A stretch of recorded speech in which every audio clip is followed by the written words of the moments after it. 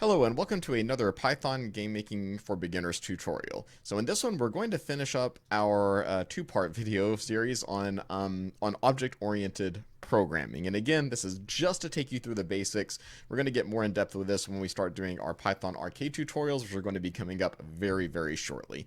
So if you haven't seen part one of this of object-oriented programming, be sure you go back and check that one out. I will link to it above. And if you're all up to speed, then be sure to hit the like button, subscribe if you haven't already, hit the notification bell, and let us get ready to talk about our next couple of topics with OOP, which are how to create methods and then object inheritance.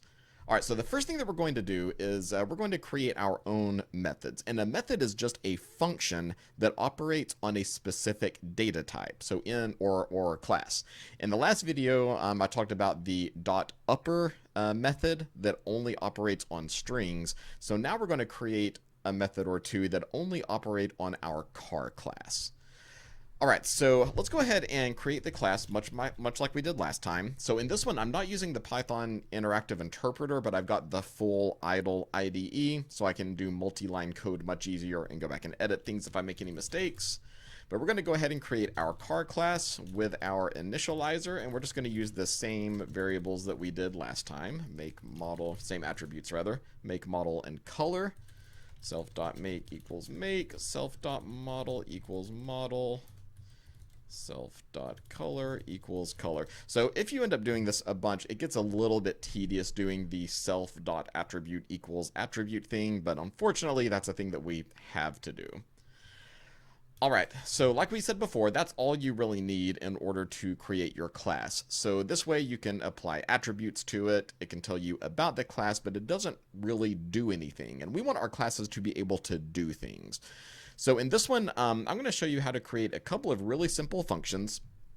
The first one, we're going to create a start car function, which all that's going to do is include a print statement. I'll actually show you how to do that right now because it's really, really simple. So we're going to define a new function in this block under our class, and we're going to call that start car. And then as an argument, we are passing self. Remember, you have to have self as your first argument for every method that you create in a class. It has to be there. And all this is going to do is print, let's print vroom. That's what our car is going to say when it gets started up. There we go. And that's it. That's all you have to do to create a method. So in order to call that method, we need to create an instance or an object of our class. So we're going to create myCar equals car. Of course, we have to put in, I didn't create any default, so we got to put in our attributes.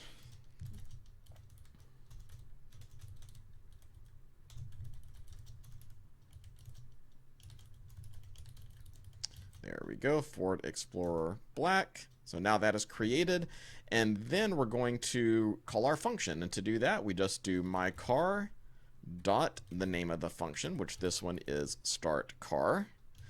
And this one, the only argument that it has is self. And remember, that only refers to this instance of that class. So we don't actually need to pass that in. All we have to do is just put the empty parentheses, and then let's run that. There we go. And then it prints vroom to the console. That's all we told it to do. So pretty simple. That's all you have to do to create a method. But let's do something that does something slightly more interesting. And let's say we want to change the color of our car. Of course, this is something we couldn't do in real life without a repaint, but at least we can change that attribute. So we're going to create a new function or a new method called change color, and this one is going to require two arguments. First, self, which again we need that for every single method that we create, and then new color, and that's going to be whatever our new color is going to be. And then we're going to change self.color, which is referring to the color of that specific instance of the car class. Self.color, we're going to change that to whatever our new color is, and that's it. So let's go ahead and leave that start car method in place, and now we're going to do myCar dot change color, and then we'll put our new color. Let's do gold, and then we'll go ahead and print that to the console just so we can make sure that that changed okay. So on this one, we're going to call the myCar.changeColor method, and we're going to pass it gold, and that's going to set self.color to the new color, which is gold, and then we're going to print that to the console. Let's try that. There we go. So it does vroom, and then we changed it to gold, and then printed that to the console. Actually, I probably could have put that color call one sooner just so we can see that it was originally black. Let's try that real quick. There we go. Let's run that one. There we go. So it's black. We started up, and then we changed the color, and now it's gold. So pretty simple. Again, creating methods, very, very, very easy. All right, now we're going to try one more thing real quick. I want to talk about object inheritance, or class inheritance, rather.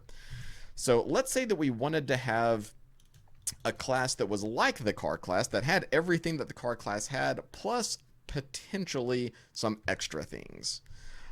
We could create a new class that inherits from that one. So it's going to have everything that class has, but we can add new things to it if we want to. So let's create a class specifically for the Explorer. All right. And here we're going to create, oh, and actually one very important thing I forgot to do is in these parentheses, we have to give it the name of what we're calling the parent class, which is the class it's going to inherit from. So the child class is called Explorer. That's the one we're creating, and it's going to inherit from the car class. And we're going to create our initializer just like we did before. And in this one, I'm going to go ahead and give it some default values for, make and model. Since we already know this is going to be an Explorer, then we don't have to even put these in. We already know what they're going to be. And actually, color, let's put that one in the front because we're going to make that required, and then make and model, we already know what those are going to be. Those are going to be default. There we go. All right, so self, color, make equals forward, model equals Explorer. And then under that, we're going to create one more thing. We're going to create a super initializer. And this is basically just going to let it know that we're going to inherit all of these attributes from the first one. So now we don't have to put in self.make equals make, self.model equals model, self.color equals color, and all of that because we're inheriting that initializer from the parent class. So this is what's going to happen. So like I said before, whenever you create an instance of a class, it's automatically going to run the initialization function. So when we call the Explorer class, it's going to run this initialization function. Then it's going to run this initialization function. So this one is going to set our default attributes, except for the color. We're going to have to give it that one. Then when it calls this super initializer, that's where it's going to do the self.make, self.model, self.color, and all of that stuff. All right, so now let's say my car equals Explorer. And then the only thing we should have to pass it is the color. So we'll pass that gold. All right, and then let's print my car. Let's go ahead and run that and make sure everything's working fine. Oops, and nope, I got a syntax error. Let's see what I did wrong. Oh, I know what I did. Those parentheses should go in front of the dot. That is super parentheses dot dunder init dunder, and so on and so forth. There we go. Let's run that one more time. There we go. Excellent. Now everything is working fine. So now this Explorer class can do basically everything that this one can. So even though I didn't explicitly define all of these methods in here, it still inherited them from the car class. So I can say my car dot start car, and I can even do let's do this up here. We'll say print my car dot color, and then we'll change the color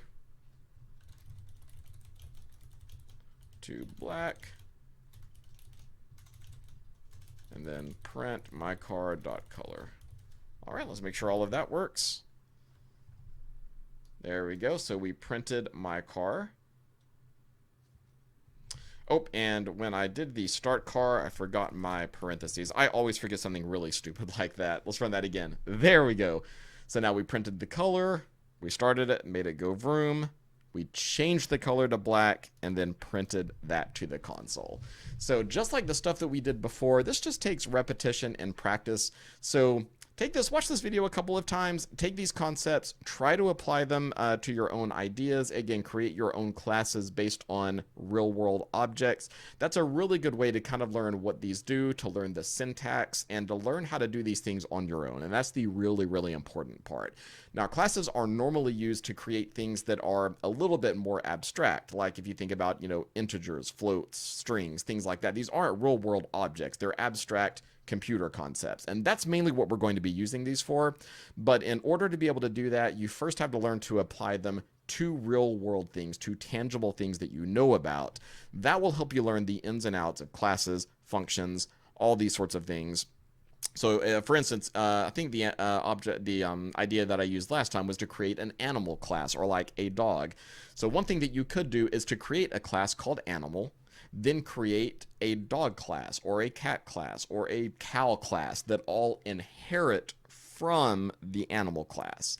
So the animal class could include things like length, weight, color, and then when you create the subclasses, the child classes rather, you could put methods in there such as speak. And then if it's a cow class, it'll say moo. If it's a dog class, it'll say bark or woof. If it's a cat class, it'll say meow. Different things like that, just depending on whatever animal it is. So again, lots of cool things that you can do with that. And we will be using this quite extensively when we get into making our own games. But that will just about do us for now. So if you have any questions, leave them below. I think I explained everything pretty thoroughly, but if you're confused about anything, I'd be happy to do another video and explain it a little bit slowly or a little more thoroughly. But in the meantime, be sure you hit the like button, subscribe, hit the notification bell, share these videos with a friend or on an online forum or on Facebook or other social media if you think other people would get something out of this. And with that, we will see you in the next video. So thank you for watching and goodbye.